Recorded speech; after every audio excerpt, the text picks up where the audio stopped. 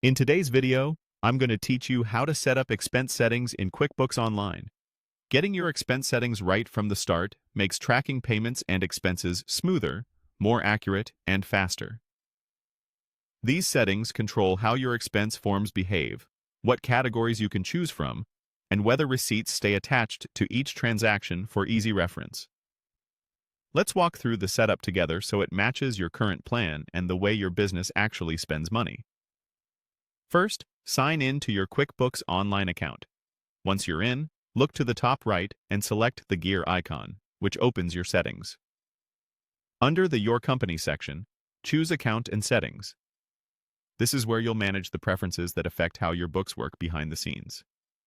On the left side, select the Expenses tab. This page groups all expense-related options in one place. Next, choose the pencil icon to edit the settings available for your plan. Depending on your subscription, you may see slightly different options, but the core ones are the same. Start with Default Payment Method. Pick the method you most often use when recording expenses, such as a company credit card, checking account, or cash.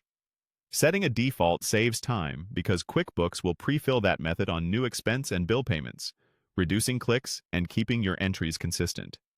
If you regularly switch between methods, you can still change it on any individual transaction as needed.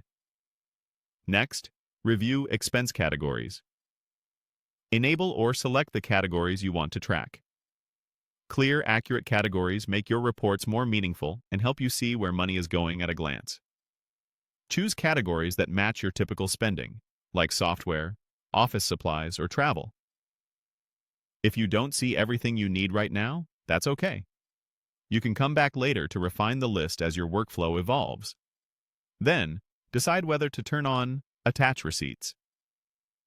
Enabling this lets you store receipt images with the related expense, creating an audit trail and making month-end reviews easier.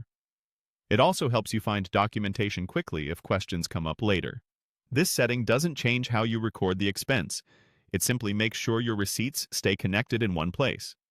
After you update each section, select Save, so QuickBooks applies your changes. When you're finished reviewing and adjusting, click Done at the bottom to close out the settings. A quick tip: if you don't see certain options, your user role or plan level may limit what's available. You can always revisit this page later to fine-tune as your needs change. If this video helped, please like, subscribe, and share. Thanks for watching.